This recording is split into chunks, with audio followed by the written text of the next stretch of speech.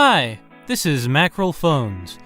Nigeria is a country noted for the quality of its English language literature, and Buchi Emecheta is one of the most famous Nigerian novelists. She's not the most famous.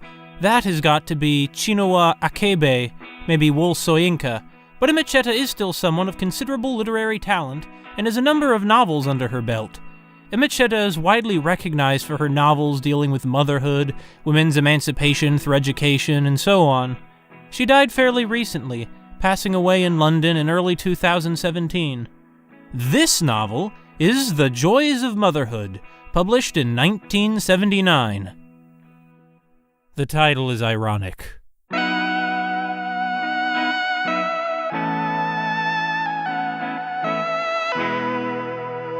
Before we begin, let me apologize for any mistakes I make in this video. I'm about as far from an expert on Nigerian culture and politics as anyone can be, and I also took a big break in my reading of the novel. I read the first 3 chapters, then about 5 months later I read the remaining 15 in about 3 days. My edition is hardcover, with that kind of unpleasant plastic binding you see on a lot of school textbooks. Still, the novel is sturdier than a paperback and feels nice in your hand. The cover illustration depicts a woman and her baby. Note the limited use of shape and color. Very stylish, and fitting for the novel. There's this blurb that says that Emecheta tells the story in a plain style, denuding it of eroticism. I'm not sure why they would say that particular detail. Maybe they mean kind of exploitative, rather than erotic? He found himself rolling towards her, giving her nipples gentle lover's bites, letting his tongue glide down the hollow in the center of her breasts and then back again. Yeah, nothing erotic in this book. The Joys of Motherhood begins in media res. Normally I dislike this technique, and I dislike it here too. If the novel employed a non-chronological narrative throughout, I wouldn't mind, but this execution just seems awkward to me. Okay, negatives over. I like pretty much everything else about the novel from here on. But anyway, the first chapter introduces us to Nywego, who runs from her bedroom to find a place to kill herself. The year was 1934, and the place was Lagos, then a British colony. The second chapter is about Nywego's parents. They are Igbo people, the powerful Nwokocha Agbadi and an unusually independent woman named Ona. Although Agbadi has 7 wives and another mistress, Ona is his current deep love, because she is so beautiful and so stubborn. Her sexuality is almost like a weapon she wields against Agbadi, giving her some power over him. The narration does a great job evoking Ona's beauty and impressive presence. Although Emecheta does do that annoying thing where her skin color is described as something edible, in this case, light coffee. Most of this is great though. When she walked, her expensive waist beads made of the best coral murmured, and for men raised in that culture who knew the sound of each bead, this added to her allurement. She had been used all her life to walking in bush paths, so she knew the tricks of avoiding thorns using the balls of her feet rather than putting her full weight on her soles. This gave her movement the air of a mysterious and yet exciting cat. She had a trick of pointing her chin forward, as if she saw with it instead of her eyes, which were black-rimmed and seemed sunken into her head. And so on and so forth. It's pretty nice. Ona is stubborn in part out of loyalty to her father. Because he had no son, she cannot have children in a husband's name, but must have them in her own, to carry on his family line. This chapter depicts what feels like a very remote culture, even though this is still the 20th century. The people live in tribes, keep slaves, men may keep many wives, and every person seems to have some kind of personal deity called a chi. Anyway, Agbadi's senior wife, Agunwa, becomes ill and dies. At her funeral, Agbadi's son tries to force a pleading slave woman into her grave to be buried alive with her. Agbadi intervenes. The slave woman thanks him and promises to return as his daughter before her head is smashed in and she's dumped into the grave. I suppose that is rather kind. A little. Being buried alive must be one of the worst ways to go.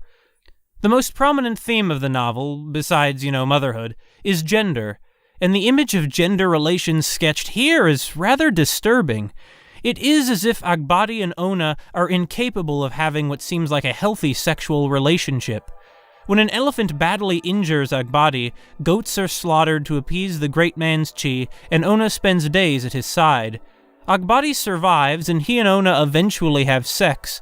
But some of these descriptions... Quote, Agbadi felt like jumping on her, clawing at her, hurting her, before he reminds himself she wants to help him. When he begins to sexually advance on her, quote, Ona gasped and opened her eyes. She wanted to scream, but Agbadi was faster, more experienced. He slid on his belly like a big black snake and covered her mouth with his. He did not let her mouth free for a very long time. She struggled fiercely like a trapped animal, but Agbadi was becoming himself again. He kept on and would not let go, so masterful was he in this art. He knew he had reduced her to longing and craving for him. He knew he had won. He wanted her completely humiliated in her burning desire. It makes me feel dirty just reading it, not in the fun way. Ona tries to avoid giving him satisfaction, of course, but what healthy relationship involves wanting the other person to be reduced to longing or completely humiliated? People don't win in sex, it's not a contest. But then again, here, sex seems inextricably linked to force and violence.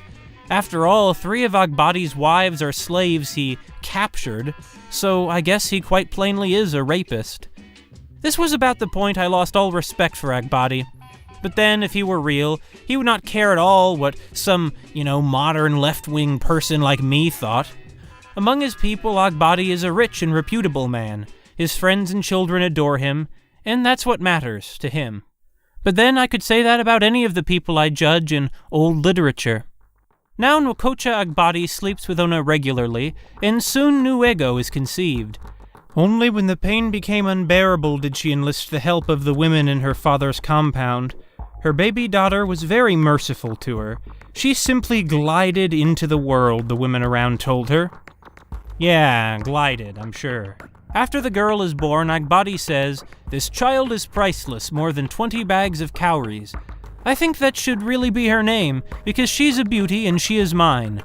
Yes, Nuego, 20 bags of cowries. Apparently, that's what Nuego means. Cowries, by the way, are the shells of a type of sea snail that a lot of cultures used in trade at one time or another. I trust Nuego sounds much prettier in the Igbo language. Early on, though, she is afflicted with illness.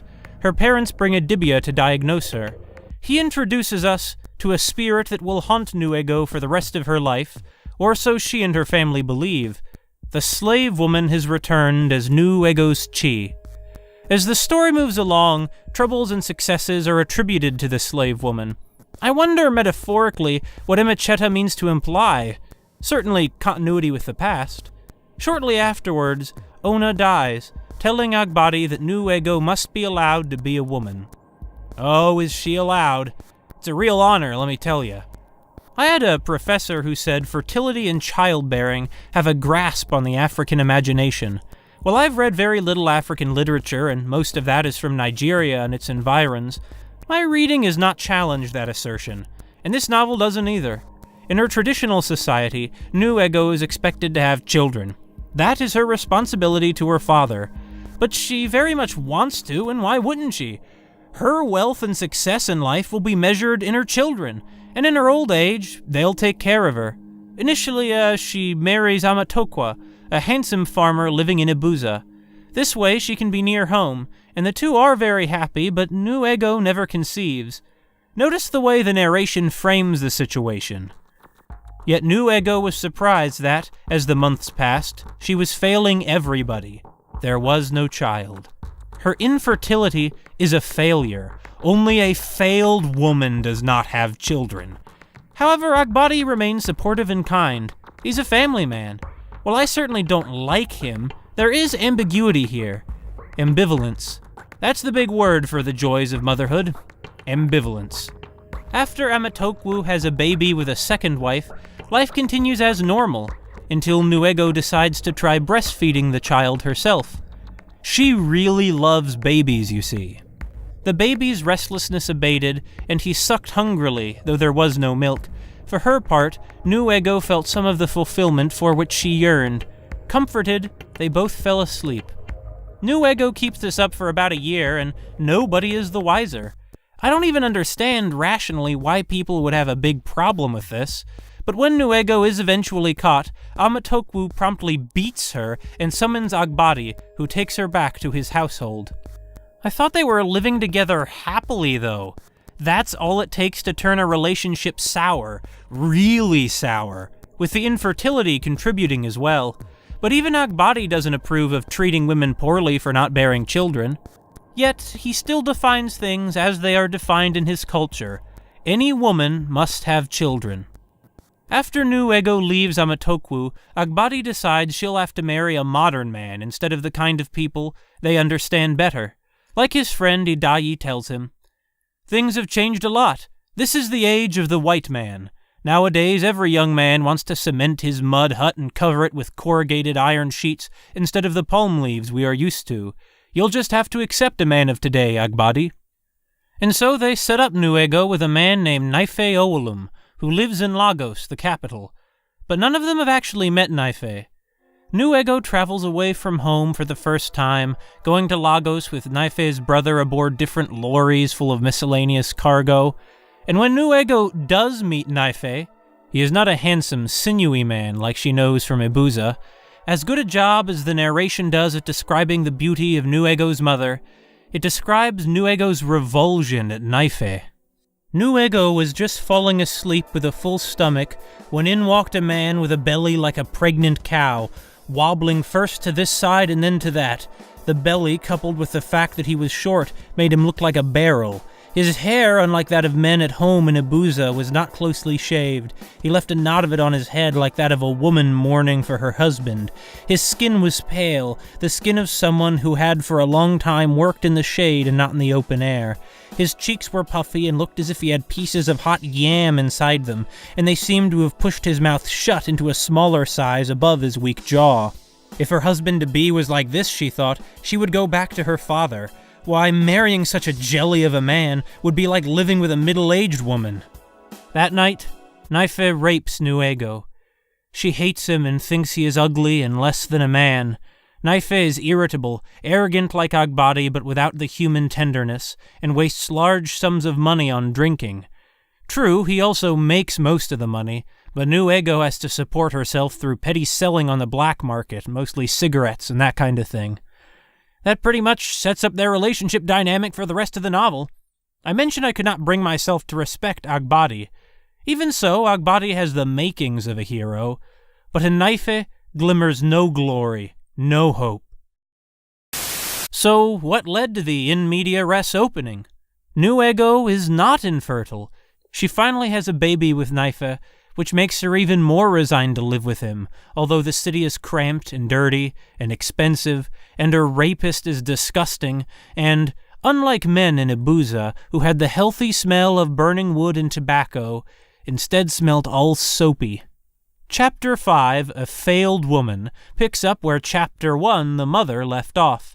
But we see the inciting incident before that in the ending of Chapter 4. Then one morning, the morning when this story started, when Newego came to put her baby on her back before going to her stall at the railway yard to sell her wares, she saw him, her baby Ngozi, lying there where she had laid him only a short while before, dead, stone dead. She did not scream, she did not call her husband, she simply left the room, walking gingerly backwards, until she whirled round like a fierce hurricane and ran. The child she's finally had, who finally made her a real woman, who has given her a reason to live although she's stuck with the dreadful Naife, is dead. In despair, Newego goes to kill herself. Luckily, an Igbo man named Nwakusor from the same village as Newego finds her. There is a struggle, but with a random passerby, he's able to restrain Newego and persuades her to keep living. The civilians watching do too, and listening to stories from the other women, Newego learns that she's not alone in her struggles.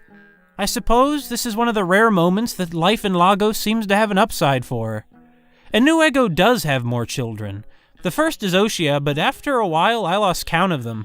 The manner in which she lives to squeeze out more and more babies is rather disturbing to me, as though I'm reading the life of a human who exists primarily to fill basic biological functions.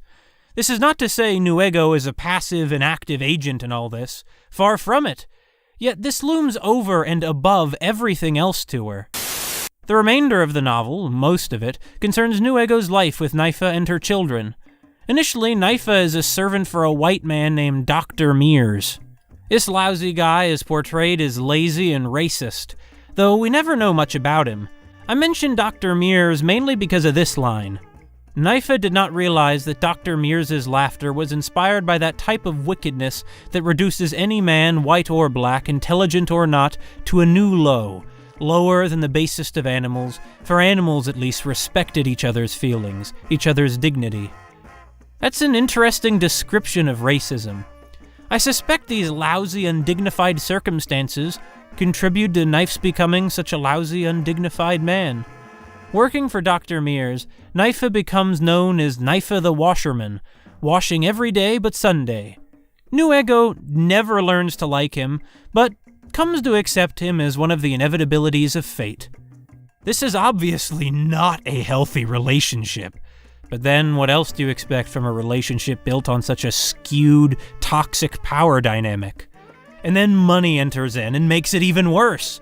Living in Lagos, Nuego moves from her much more communal home in Ibuza to the poverty British capitalism has introduced. She has heated arguments with Nypha over spending. Sometimes it feels like all they talk about is money. To make matters worse, Nuego, Nypha, and their children are, of course, in an enforced working class because they're black. They are also Igbo, and the dominant people of southern Nigeria, and certainly of Lagos, is the Yoruba. So even among the lower class, they are lower class. At least once this discrimination's gone beyond discrimination and turned into outright genocide, in fact. Nuego and her family face extreme financial difficulties, yet she always wants more children. This seemed inexplicable to me until I considered that to her, what makes someone successful and wealthy is not money, but family. Though she makes friends too. For example, the knowledgeable Mama Abi. I don't think we ever hear Mama Abi's real name. Abi is her son, and the narration states that women often went by the names of their sons. Even the child's identity replaces and defines the adult woman's. After Dr. Mears and his wife leave Nigeria for good, Nypha spends some time out of work before being hired cutting grass for the railroad company. This pays better, and he is quite proud of it, even though it's still menial work for petty wages. When his friend Ubani realizes he talks like a slave, grateful for anything his white masters give him, Nypha says, "Are we not all slaves to the white man, in a way? The money may be small and the work slave labor, but at least your wife's mind is at rest, knowing that at the end of the month she gets some money to feed her children and you. What more does a woman want?" In just a few lines, Nypha justifies his enforced working class status and states that women want no more in life than food.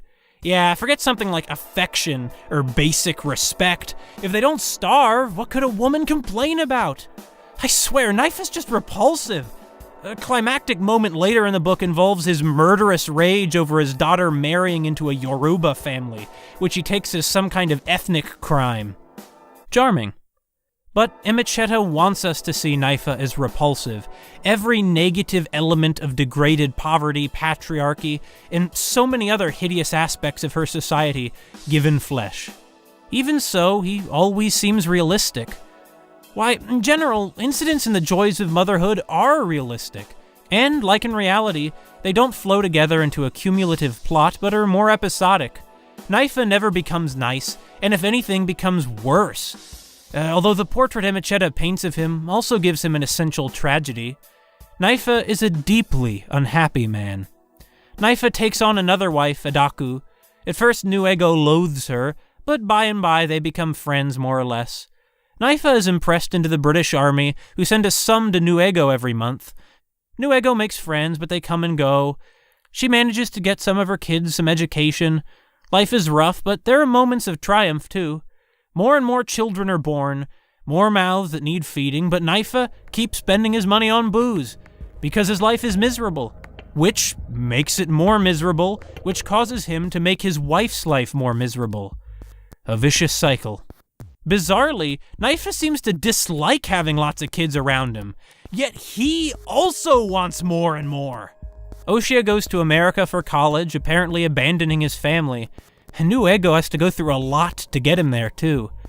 After Agbadi's death, Newego gives birth to a boy who's supposedly his reincarnation, which seems rather incestuous, but there might be some kind of Igbo cultural precedent I don't know about. Knytt tries to murder someone out of ethnic hatred, and as nasty as he is, Newego defends him to the end. Or tries. Really, she just humiliates herself in front of the court with their new European-influenced values. No matter how many changes occur, nothing ever seems to substantially improve. With every victory come more hardships. All because she was the mother of 3 sons, Newego is supposed to be happy in her poverty, in her nail-biting agony, in her churning stomach, in her rags, in her cramped room. Oh, it was a confusing world. Men were so clever. By admonishing her and advising her to live up to her status as senior wife, they made it sound like such an enviable position, worth any woman's while to fight for. She did not care. I'll go into detail about 2 episodes. Not especially important ones, but they stick out in my memory. First is from Chapter 11, Sharing a Husband. There's a sequence in this chapter about Knytt's guitar. Adaku is complaining about how their husband goes out using their hard-earned money to drink with his friends all night, and now's even strumming this guitar. Newego, accustomed to this behavior by now, wants her to shut up already. But Adaku seizes her attention when she says, "Do you know that if you play music in the middle of the night, you attract bad spirits to yourself and your household?" Newego always believes wholeheartedly in the supernatural. The next day, Saturday, Newego, Adaku, Oshia, and the other kids attend Wakuser's naming party and have a good time. That evening, Newego is glad to see the guitar hanging inside their home rather than out in Knytt's hands. But she wakes up in the middle of the night to hear the guitar playing itself. Knytt brought a ghost into their house. Adaku and Newego sit around in fear until the drunken Knytt staggers in. When he hears about what his wives heard, he promptly smashes the guitar and vows never to play again.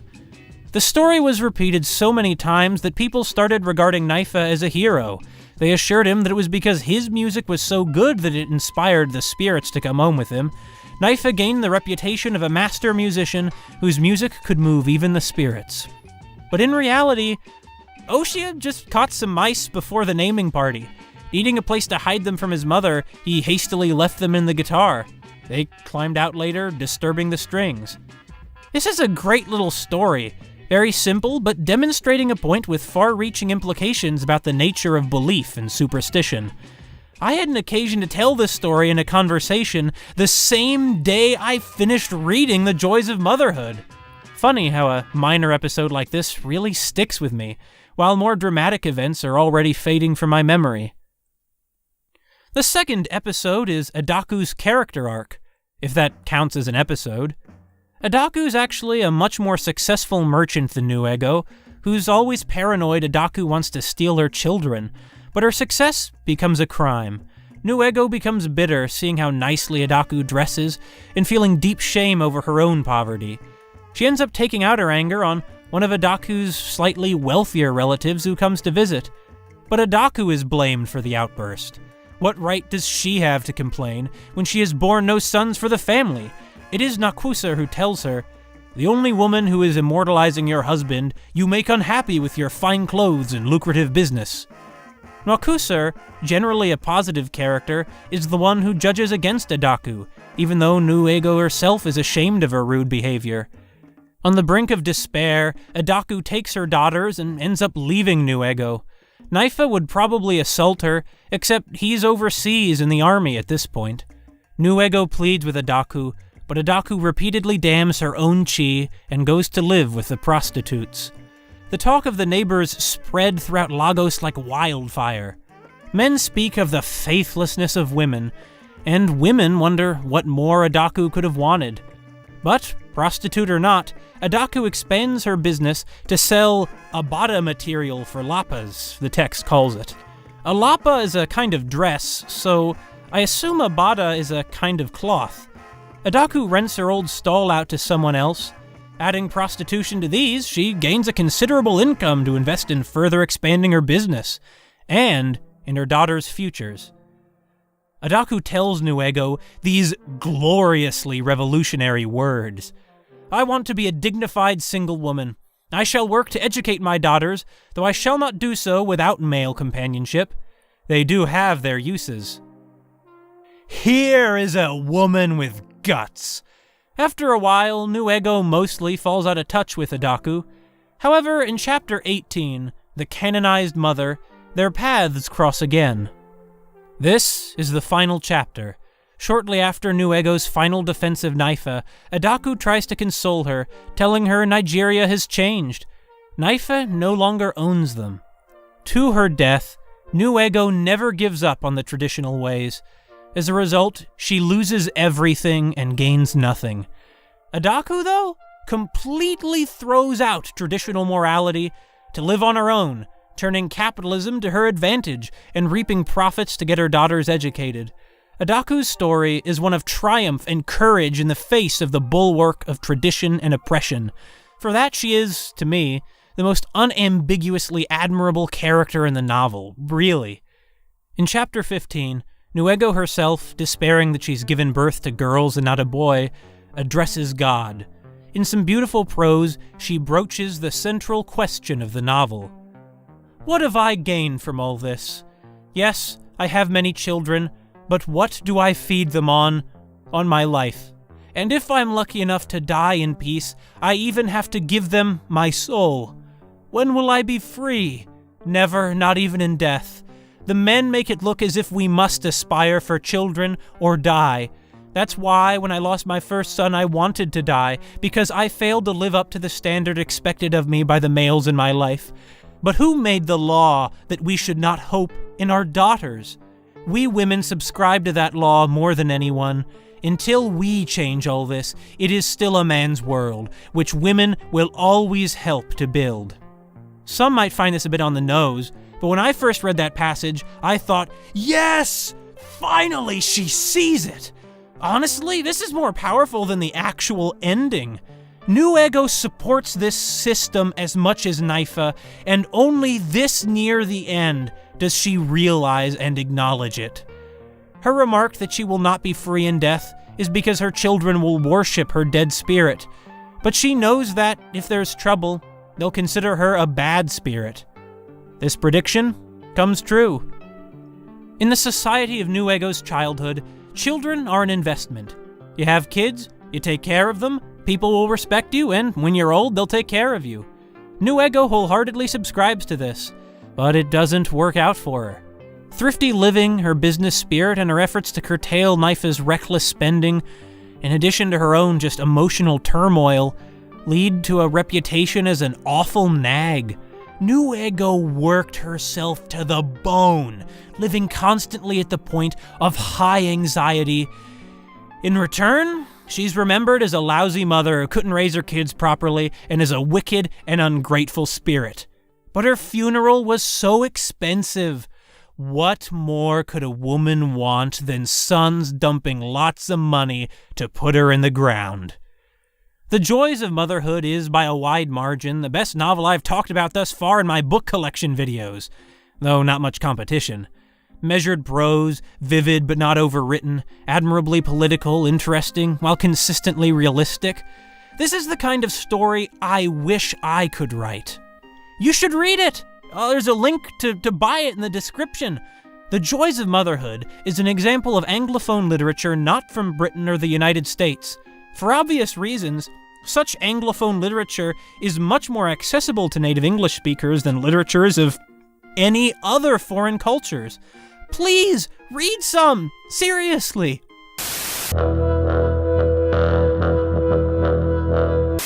I wonder how much the Joys of Motherhood is derived from Emecheta's own life experiences. She grew up in 1940s Lagos, and her family was from Ibusa. She certainly had a lousy husband. When she finished her first novel, he got the manuscript and burned it. Then she left him, deriving the will to live from her writing, her 5 children, and, I assume, a lot of stubbornness. I suppose that makes her far more like the wonderful Adaku than unfortunate Newego. Despite the strong vein of feminism running through this novel, and apparently her other works, Emecheta did not consider herself a feminist. But what she called herself doesn't matter. What matters is that she spent her life fighting the good fight.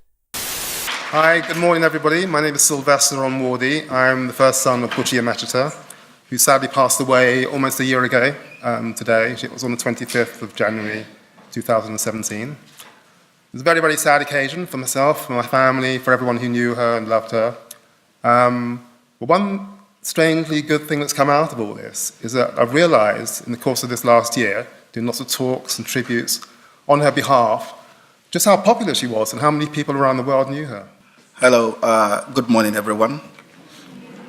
My name is Wole Amechimwene. I'm from Ibuzo. I'm the Wole of Ibuzo. At the same time, I'm Buchi Emecheta's cousin. We are from Umuadefe, Ibuzo. Ibuzo is somewhere in Delta State of Nigeria. That's where we come from, Oshimili local government. So with time, I'm going to say 1 or 2 things about Buchi I know. As a sister in Nigeria, we say sister, we don't know about cousins. She's a sister, a mother figure to me while she was here, while she was alive. Newego is the first generation of her family to live in capitalist, Western-influenced society. This is the story of a woman ruined by traditional expectations. Or is it? The novel is ambivalent. In traditional society, women wield some kind of power, but are still essentially lesser than men. The sexes are basically antagonistic. With the advent of British capitalism and culture, the situation does not improve, but drains the nobility from men while preserving the negative, and removes the rewards and social influence that would have come to Newego in her traditional society. I'd say it's almost as nihilistic as Kate Chopin's The Awakening, were it not at least for the character of Adaku. It is a story of the essential hardships of motherhood, specifically in 20th century Lagos for a traditional Igbo woman, but more broadly, maybe even struggling poor mothers everywhere. At least, from my comfortable life, that's what I make of it. This has been Mackerel Phones. Some people find ordinary horror stories scary. Well, not me. The Joys of Motherhood is a drama first and foremost, but consider, though Newego's story is fiction, it is firmly rooted in reality. There were not just hundreds, but thousands and millions of people like Newego and Naifa over the centuries, and still are. Now that's horror.